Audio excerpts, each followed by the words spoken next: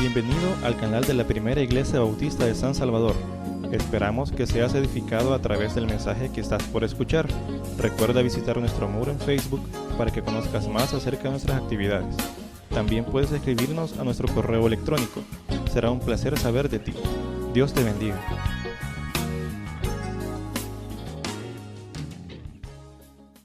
El gran mandamiento. Entonces los fariseos, oyendo que había hecho callar a los saduceos, se juntaron a una. Y uno de ellos, intérprete de la ley, preguntó por tentarle, diciendo: Maestro, ¿cuál es el gran mandamiento en la ley? Jesús le dijo: Amarás al Señor tu Dios con todo tu corazón, y con toda tu alma, y con toda tu mente. Este es el primero y grande mandamiento. Y el segundo es semejante: amarás a tu prójimo como a ti mismo. De estos dos mandamientos depende toda la ley y los profetas. Estamos bien fregados. Estamos bien fregados. Pero no estamos perdidos. Estamos fregados de tres maneras, me parece. Y si no está de acuerdo conmigo o no me da la razón, no nos vamos a pelear por eso.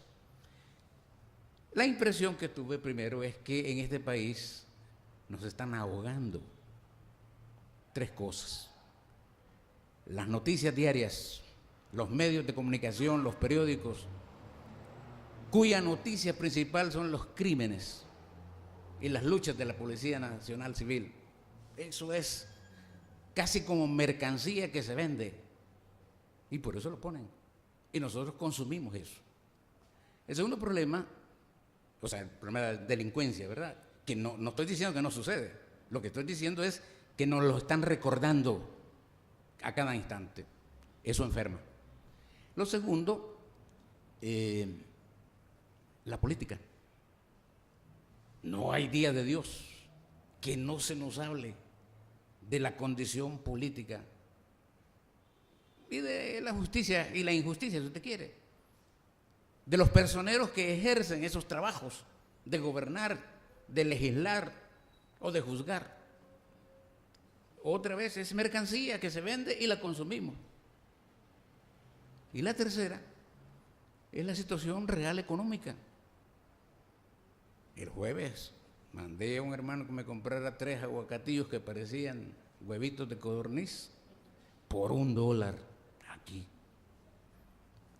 Cuando antes los aguacates en el patio de mi casa se caían, era comida de chuchos. Valían 2 centavos un aguacate, aguacatón sabroso. Esa realidad de los 3 aguacates por $1 aterriza en que estamos en una situación económica. Lo triste es que no nos damos cuenta. Y yo digo que nos tienen enajenados. Y basta despertar el tema y en cualquier círculo de eso habla la gente. O de la delincuencia. O sea, me contaban esta semana, por ejemplo, que aquí en la Santa Marta, donde viven algunos, la policía ha hecho cateos ahí y ha limpiado supuestamente. No hallaron nada. Pero niños andan las pistolas que los adultos les dan. Entonces, cuando llega la policía, a ningún adulto le encuentran. Pero, no sé si estoy dramatizando, pero me dieron la noticia esta semana. Entonces, eso habla de otra realidad que no se habla. Es decir, la degradación espiritual y moral de esta nación, de este paisito chiquito.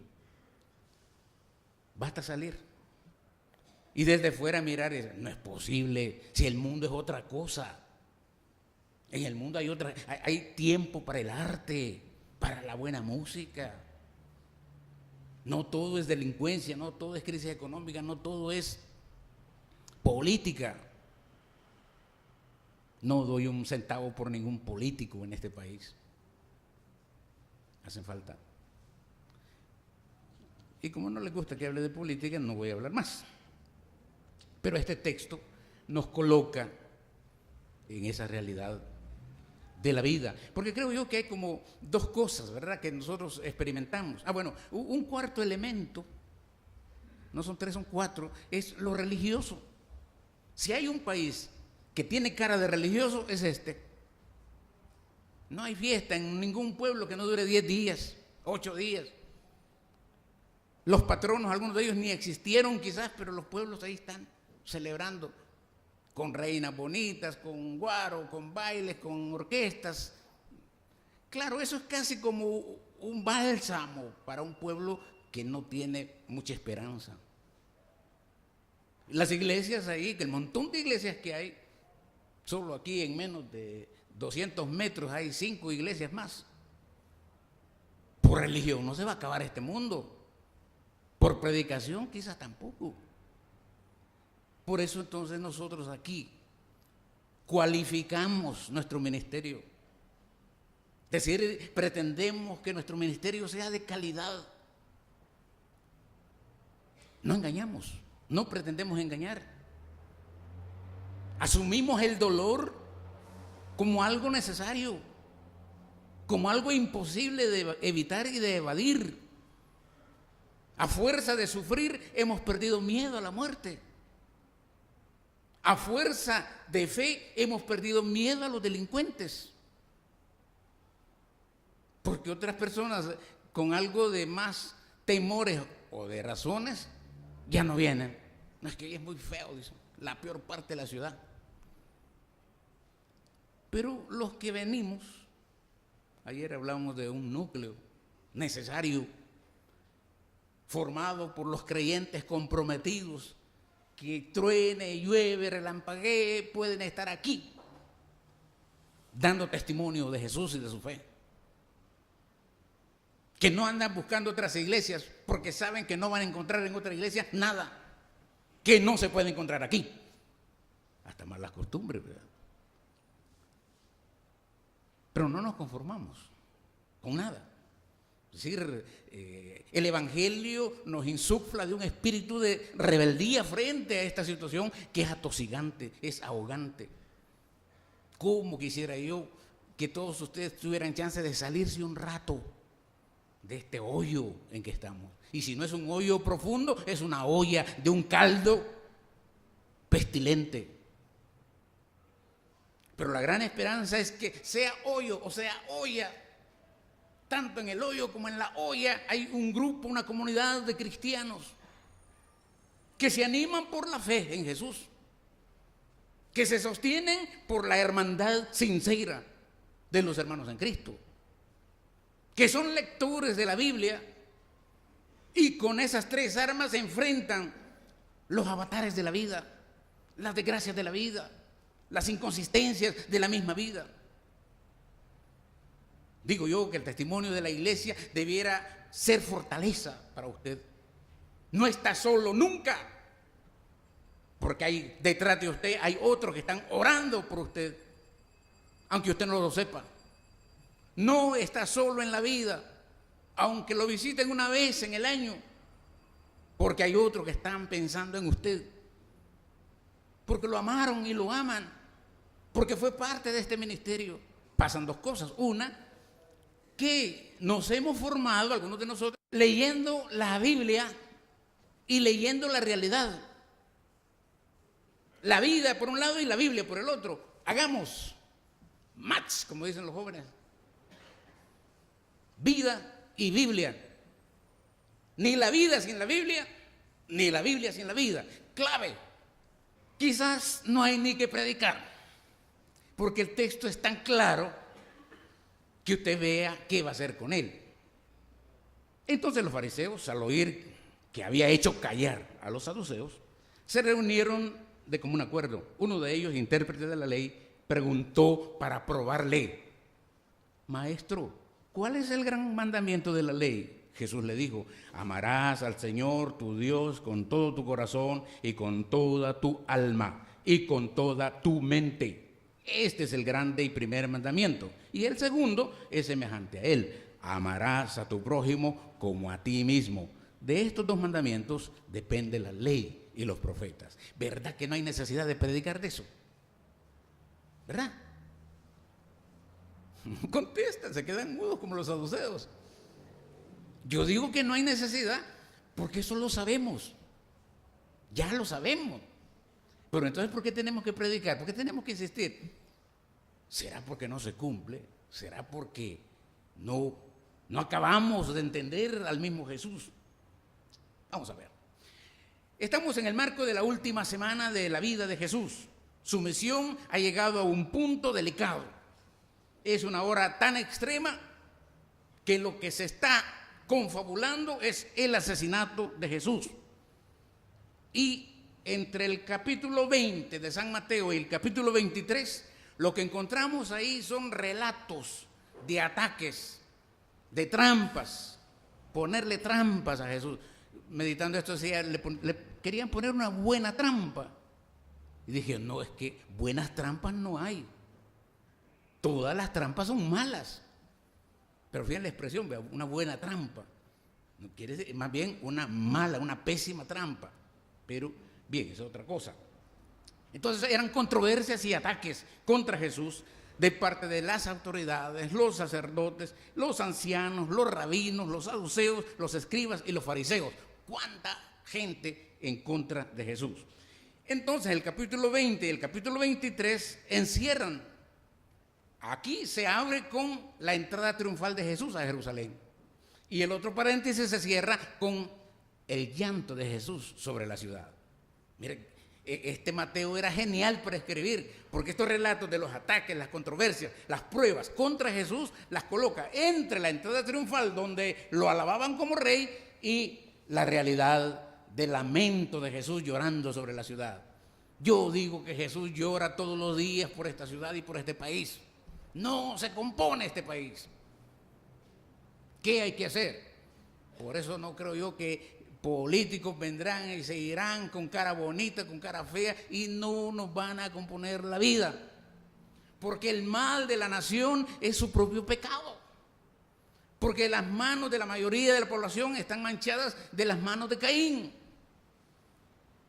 Y la esperanza son los cristianos y los no cristianos que arrepentidos se conviertan, reconozcan su pecado y se humillen ante Dios y vengan a que el Espíritu de Dios cambie el rumbo de su vida. A Jesús los enemigos procuraban pescarlo en algún delito legal o religioso, alguna violación religiosa, para tener argumento para eliminarlo, para matarlo. Cuando Jesús purificó el templo, después de la entrada triunfal, fueron los principales sacerdotes y ancianos que frente al hecho un poco escandaloso de meterse al templo, barrer con todos los puestos de venta y denunciar: ustedes han convertido la casa de Dios en cueva de ladrones. Esta es casa de oración, así será llamada, así fue llamada y así debe seguir siendo. Entonces los enemigos vinieron para decirle: ajá, ¿y con qué autoridad haces esto?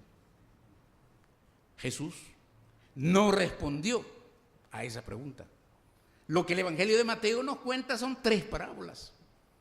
3 parábolas que desnudan la conciencia de esa población y de las autoridades, que son las 3 grandes parábolas que hablan de la traición, del alejamiento de Dios y del pecado contra el prójimo. Pero no fue la única trampa. Por cierto, quiero decir algo que ya he dicho antes. La misma palabra que usamos para tentación, usamos para prueba. Pero hay una diferencia grande, importante. Los cristianos, les pregunto, ¿sufren pruebas o sufren tentaciones? Las dos. Las dos. Pero a veces uno no distingue entre lo que es prueba y lo que es una tentación. Si pensamos en Job o en Jesús, en las pruebas, que hay 4 familias esta semana que han sido probadas por el luto, por el dolor, por la soledad, por la pérdida. Tenemos que comprender que la prueba viene de Dios. Y viene de Dios porque cuando Dios nos prueba, no quiere que salgamos mal de la prueba. Lo que Dios quiere es que salgamos bien de esa prueba. Nos prueban, pero con el deseo de Dios de que salgamos bien de esa prueba. La tentación es al revés. Cuando la tentación se presenta, el tentador lo que busca es que salgas mal de esa tentación. El relato de la tentación misma de Jesús prueba eso. El diablo está decidido a que Jesús caiga de platanazo y rompa la misión que trae. Por eso entonces, cuando algo nos pasa y es fuerte y no sabemos si es bien o es malo y si nos va a hacer daño o va a acabar con nosotros, la fe debe ayudarnos. ¿Esta es una prueba de Dios o estoy siendo tentado por Satanás? Por eso, cuando Jesús le dice a Pedro, Pedro, te van a zarandear, el diablo te va a zarandear, ha pedido tu alma, pero yo he orado para que la fe no te falte. Le está diciendo, vas a ser probado y la prueba puede volverse una tentación, pero cuentas conmigo. El problema es que Pedro no captó que Jesús iba a estar con él en la prueba. Bueno, podría seguir hablando más de los ejemplos que hay aquí, por ejemplo, del impuesto, ¿verdad? La trampa del impuesto al César o al imperio era una trampa fregadita. Es de aquellas cosas como capciosas, ¿verdad? Donde, si usted dice sí, se friega, y si dice no, también. Si Jesús hubiera contestado lo del impuesto, hubiera dicho sí, quedaba mal. Quedaba mal con su propio pueblo y su propia causa. Si decía no, argumento contra los romanos, y más ligerito lo hubieran llevado a la cruz. Pero Jesús tiene esa capacidad de responder muchas veces destartalando la trampa y desnudando las intenciones de los que vienen a preguntar. Me encantan a mí estos encuentros de Jesús porque los seres humanos quedan mal parados ahí. Aquellos que se las dan de que son buenos para engañar a la gente, aquí se quedan estrellados. No es casualidad que Mateo dice que les tapó la boca a los saduceos y estaban preguntando el problema de la resurrección. Nada más que de una manera un poco tonta, ¿verdad? Pensando que allá en la resurrección todavía va a haber chances de enamorar, tener sexo y volver a tener la esposa que uno tuvo y las amantes con las que la traicionó. O sea, era una trampa asquerosa. Y Jesús sencillamente le dice, pues, amigos, les tengo una noticia. En la resurrección no hay nada de eso. No hay nada de eso. Ese es un problema de aquí, de ustedes, de sus conciencias podridas. Y así podíamos seguir. En este texto dice que Mateo, los fariseos, oyendo que Jesús había callado, los saduceos deciden atraparlo con una pregunta buena, pero con una mala intención. Hay cristianos que han aprendido a eso, a aparentar bondad escondiendo una maldad. Esos son los peores cristianos, digo yo. Esos ni siquiera son cristianos. Cuando usted presenta a una gente como que le va a hacer un bien, pero usted sabe que lo que va a hacer es otra cosa, usted es el diablo. Eso no se hace, eso no se vale. Tanto así que la frase que ahí dice que los fariseos se reunieron, consultaron para tenderle la trampa, es la frase exacta en el idioma griego que en la Biblia Septuaginta también se pone en uno de los salmos, creo que es el Salmo 22, cuando dice, y los príncipes de mi pueblo consultaron unidos contra Jehová y su ungido. La misma palabra. Es una especie de conspiración destructiva, conspiración para hacer daño. Dios nos libre como iglesia de utilizar esas herramientas. Cuando usted no quiera algo, mejor dígalo claro, con bondad, con amor, pero dígalo. No use, me voy a juntar con 2 que 3 aquí para ver cómo hacemos esto y nosotros como que si no hemos hecho nada.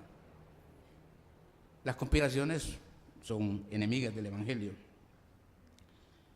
Entonces, ese es el marco en el cual las 2 preguntas se hacen. ¿Cuál es el primero y grande mandamiento? Y la pregunta estaba hecha precisamente no por ignorancia. No era el hambre espiritual de una persona que quiere saber cómo agradarle a Dios.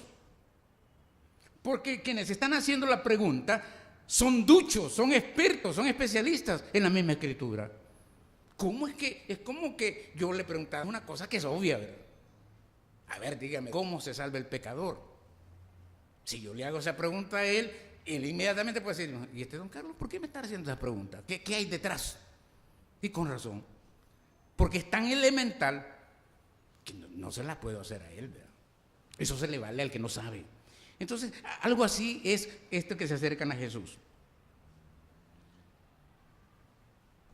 Maestro, ¿cuál es el primer mandamiento? Hasta el tono de la palabra maestro. No es el reconocimiento a alguien que me va a enseñar, es una insidia para decir, sabemos que no eres maestro, pero bueno, ¿verdad? Dale, te aceptamos. Era burla, era bullying, dicen hoy, contra Jesús. Suena como un término de respeto, pero la intención es que Jesús quede mal frente a sus oyentes. Aparenta un tono respetuoso, pero en efecto lo que quiere es ponerlo en vergüenza frente a los que están oyendo. De tal manera que Jesús sea el callado, que no puede responder, que quede mal. Porque los rabinos eran como una especie de boxeadores de la Biblia. Es decir, un ejercicio mental de ellos era como si él y yo nos pasáramos la vida hablando, ¿verdad? Si la salvación viene por acá, o si la resurrección, o si los muertos. Y ahí nos entretenemos, él y yo.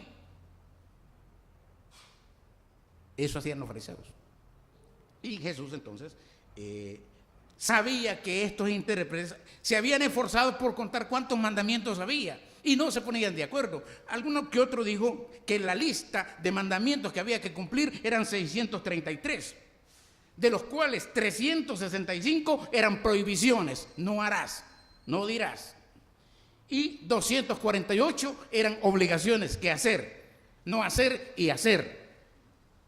Pero no había, o no tenían por lo menos una forma clara de decir cuál es el resumen de todo eso. ¿Por qué? Porque buscaban la manera de querer cumplir de manera más fácil. Es decir, no es lo mismo querer cumplir 600 y tantas prescripciones que si se le dicen a usted una, ¿verdad? No hay peor cosa que a un niño en una escuela usted le diga, mira, no puedes hacer esto, no puedes hacer esto, no puedes hacer esto. Se le olvidan. Bastará un ejemplo, tal vez será más fuerte para hacer que el niño haga lo que nosotros esperamos. La otra cosa que les preocupaba era saber qué mandamientos eran más pesados y cuáles eran más livianos. A veces nosotros hacemos lo mismo, ¿verdad? Buscando textos que nos ayuden a justificar nuestro propio poco nivel de compromiso. Pero la palabra, y en eso va a terminar el texto, me comprometo a volver a tocar este texto, porque voy a terminar realmente, pero en esencia, a donde esto va a llegar es al punto de la renuncia personal. Esto va a culminar con aquello de toma tu cruz y sígueme. Y tomar la cruz para el discípulo no era nada agradable. Cuando Jesús dice que cada uno tome su cruz, lo que suena en los oídos rebota en los ojos, porque lo que los ojos miran es todos los días el espectáculo triste y desgraciado de delincuentes muriendo en la cruz por rebelarse contra el Imperio Romano o por cometer cualquier delito. La cruz no era una cosa extraordinaria, era la cosa común de todos los días. Entonces Jesús dice, el que quiera seguirme que tome su cruz. ¿Cómo relacionamos una cosa con la otra? Bueno, estaba tomado de la vida. Es decir, se trata del compromiso de todos los días. Seguir a Jesús es algo de todos los días. Seguir a Jesús, bueno, mucho del espectáculo era los presos cargando su propia cruz y así pasaban por el camino en la mañana y en la tarde los que regresaban eran los soldados con las cadenas, nada más. Los presos, para ser crucificados, no volvían, por supuesto. No querría Jesús que sus discípulos entendieran eso. En esto no hay regreso. El que toma su cruz no puede regresar, no va a regresar. Va a perder la vida allá en la cruz. Para mí, si no lo vemos claro, para mí esto es terriblemente comprometedor. Tomar la cruz de Jesús es estar dispuesto a morir por Él. Es decir, ya no existo yo, solo Cristo vive en mí. ¿Por qué hay tanta resistencia en la vida cotidiana? ¿Por qué otras prioridades ocupan nuestra mente, nuestro tiempo, nuestro corazón y nuestros hechos principales? Somos gente de tradiciones, ¿verdad? No hay, creo yo, tanta bendición como las tradiciones. Pero también son cadenas a veces. Por la que me acuerdo, digamos, los 15 años en México, por ejemplo, es casi como una boda. Yo participé en tantos 15 años que pues, en las zonas pobres, la gente, las quinceañeras, en la Sierra de Puebla, por ejemplo, el gran acontecimiento de que una chiquita cumpla 15 años es una cosa que por una vez en el año se come mole, que es una pasta sabrosa para mí, ¿verdad? Para ustedes quizás no, pero de chocolate con chile, ¿verdad? Y no sé qué otras especias, y entonces la carne del pollo se cose y después eso sirve como recaudo, dice la gente, y eso hay que aprender a comerlo, ¿verdad? Pero una vez que aprende a comerle, hay que ponerse un babero también, porque una mancha de esas no sale, por el achote y por no sé qué más cosas. Yo, como soy medio descuidado, más de alguna camisa la perdí en un 15 años. Pero bien, fiesta de los 15 años, con gran significado, una tradición, y mucha gente se queda pobre por celebrar los 15 años. O sea, la iglesia también vive de tradiciones. Algunas de ellas son importantes y son buenas, siempre que sirvan para el adelanto del reino de Dios, siempre que sirvan para profundizar la conciencia del Evangelio, siempre que sirvan para recordar que amar a Dios no se puede amar si no pasa por el amor hacia los hermanos. Y de eso voy a hablar la próxima vez. Conclusión. En este pasaje nosotros nos quedamos preguntando, ¿verdad? ¿Cómo estamos nosotros frente a...? Porque uno podría decir, entonces se trata de dos amores. Pues quizás sí. Si usted distingue y separa el amor a Dios como una cosa y el amor a sus hermanos como otra cosa, pues sí son dos amores.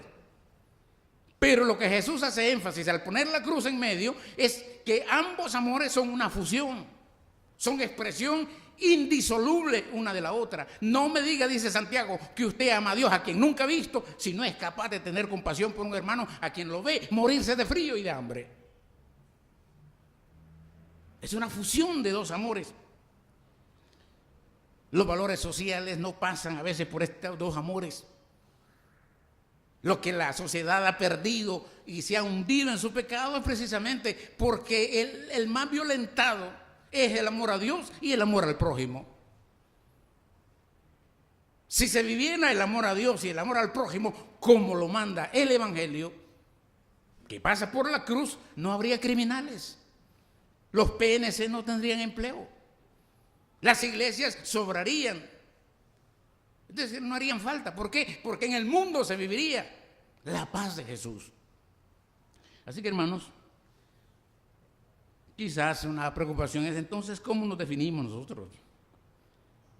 ¿Será que basta cumplir las normas básicas de nuestra fe? No. Eso lo hace a usted un buen religioso, pero no un buen cristiano. Otros dicen que hay que preocuparse por la justicia y los problemas sociales y todo lo que pasa en el mundo. Puede ser importante, pero eso se puede hacer sin ser creyente. El problema nuestro es que no podemos desentendernos en nombre de Cristo de todas esas realidades que a nosotros nos rodean y nos asedian.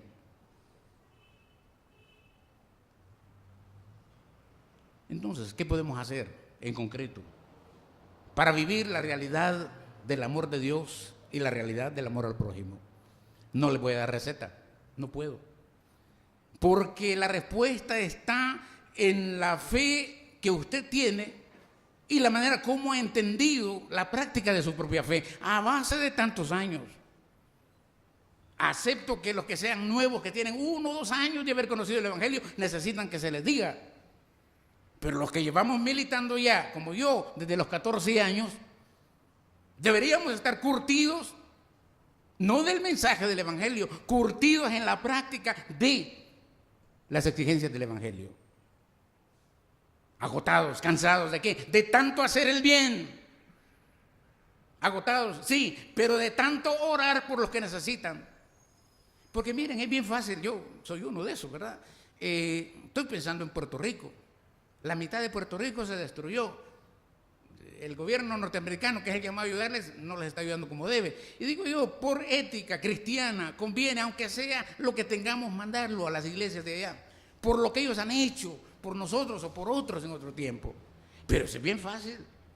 Usted se puede quitar $1 o $10 o $100 para las víctimas del huracán donde quiera. Como no los mira y están lejos, eso es fácil. Pero si usted tiene un vecino que tiene SIDA, que está todo sarnoso, que venga la Cruz Roja, dice usted. Los comandos de salvamento que se encarguen. Pues por eso les dije yo desde el principio, estamos fregados, ¿verdad? ¿Por qué? Porque por la cruz de Cristo, que nos hermana con los prójimos y nos une con Dios, no tenemos otra que convertir el amor más allá de palabras y sentimientos y hacerlo realidades, hechos, testimonio. Así que quedo igual que ustedes, mirando mi vida para ver cuánto no he hecho, cuánto todavía debo hacer, cuánto compromiso me falta para decir yo he tomado la cruz y soy de los que no vuelvo para atrás. Porque no hay regreso en la cruz de Cristo. Rogámosle a Dios que tenga misericordia de nosotros y se nos ayude a dar buen testimonio en este contexto. Padre nuestro, te rogamos que aumentes nuestra fe, nuestra esperanza en este mundo sin esperanza, pero sobre todo te pedimos que aumentes nuestra capacidad de amar, que fortalezcas nuestro sentido de justicia, de equidad, de tal modo que podamos vivir siempre pendientes de ser bendición para otros, especialmente las personas más necesitadas que conocemos.